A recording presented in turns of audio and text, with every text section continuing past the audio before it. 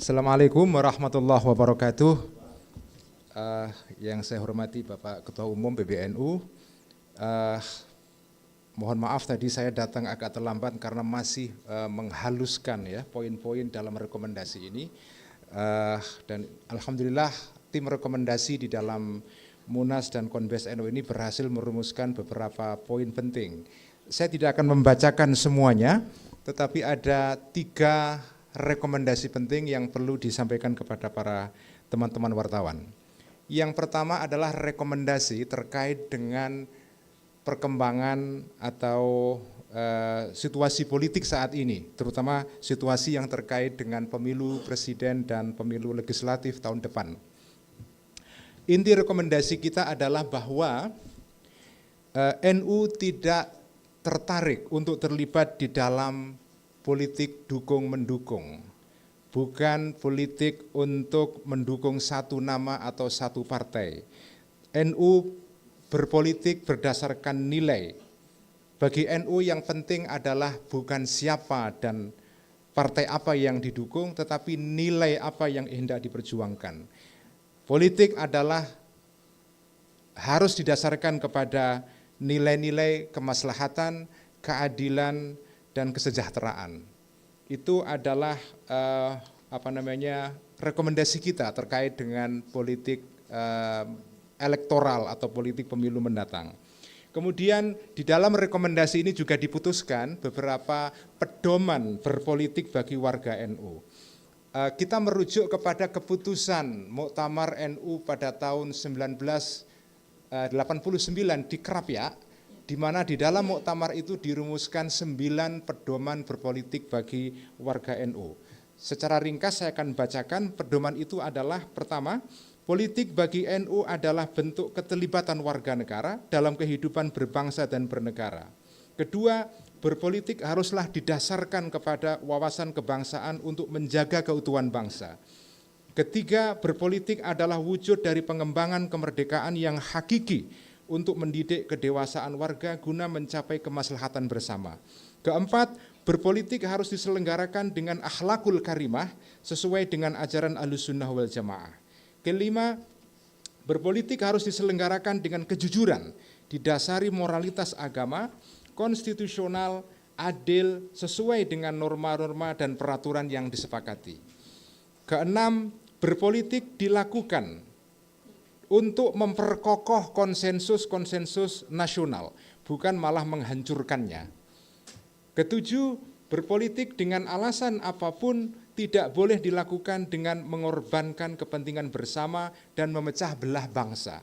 Kedelapan, nah ini yang saya kira penting dan relevan saat ini, perbedaan aspirasi politik di kalangan warga Nahdliyin haruslah tetap berjalan dalam suasana persaudaraan, tawadhu, dan saling menghargai satu sama lain. Terakhir, ke-9, politik harus mendorong tumbuhnya masyarakat yang mandiri sebagai mitra pemerintah, begitu rupa sehingga penyelenggaraan negara tidak boleh bersifat state heavy, melulu dikuasai pemerintah dengan mengabaikan aspirasi masyarakat, melainkan bersifat dua arah dan timbal balik. Ini adalah rekomendasi terkait dengan situasi politik saat ini, terkait dengan politik pemilu. Rekomendasi kedua terkait dengan masalah-masalah yang berkembang di negeri ini, terutama masalah rempang di Pulau Batam. Kita sudah mengemukakan sikap ini atau pernyataan mengenai isu ini di dalam konferensi pers kita beberapa waktu yang lalu, tapi saya ingin mengulang beberapa poin penting. Pertama, sikap kita adalah dalam situasi atau dalam isu rempang ini adalah: pertama, penggunaan pendekatan keamanan dan kekerasan dalam sengketa tanah rakyat haruslah dihentikan. Kedua, pertumbuhan ekonomi dan peningkatan investasi tidak boleh dicapai, karena kita sebagai negara butuh investasi, tidak boleh dicapai dengan melanggar hak-hak rakyat kecil. Pada akhirnya pembangunan adalah sarana saja, yang menjadi tujuan adalah manusia itu sendiri, karena itu kemaslahatan manusia haruslah menjadi pertimbangan pokok. Ketiga, mendorong kepada semua pihak untuk cooling down, baik pihak pemerintah maupun masyarakat. Sementara itu pemerintah haruslah mendengar aspirasi rakyat dengan sebaik-baiknya sehingga kepentingan investasi dan pada akhirnya tidak mengorbankan hak-hak rakyat kecil. Terakhir, ini adalah himbauan kita, mengajak rakyat di Rempang untuk bersabar dan terus berdoa kepada Allah Subhanahu wa taala agar bisa dicapai solusi terbaik dan membawa kemaslahatan bagi semua pihak, terutama pihak masyarakat. Kemudian yang berikutnya adalah rekomendasi terkait dengan pengelolaan sumber daya alam di Indonesia. Secara ringkas, rekomendasi kita adalah bahwa ada masalah yang serius di dalam pengelolaan sumber daya alam kita.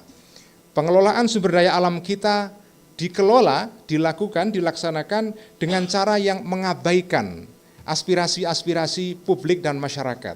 Karena itu PBNU mendorong agar pemerintah dan pihak-pihak yang lain berusaha mencapai konsensus nasional di dalam pengelolaan sumber daya alam.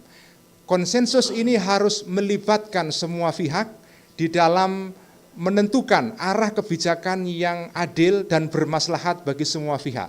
Tidak boleh pengelolaan sumber daya alam hanya didikte oleh satu kelompok saja, terutama kelompok yang menjadi penguasa modal.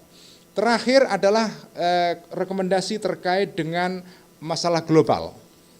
Rekomendasi ini adalah terkait dengan adanya konflik, polarisasi, dan kebencian yang makin menguat di seluruh kawasan di dunia.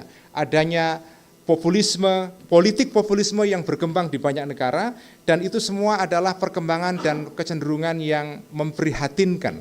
Karena itu PBNU dalam hal ini mengusulkan dua hal.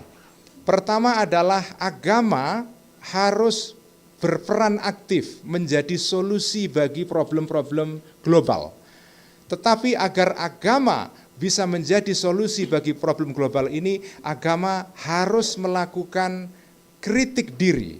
Karena ada pemahaman-pemahaman keagamaan yang menimbulkan konflik benturan identitas antara satu kelompok dengan kelompok yang lain. Sebelum agama menjadi sumber solusi bagi masalah dunia, agama harus melakukan pemahaman ulang terhadap ajaran-ajarannya, pemahaman-pemahamannya, tafsir-tafsirnya, begitu rupa sehingga pemahaman ini sesuai dengan kondisi sekarang. Dengan begitu agama akan memperoleh kepercayaan publik untuk menjadi sumber solusi bagi masalah global. Sekian, terima kasih. Wassalamualaikum warahmatullahi wabarakatuh.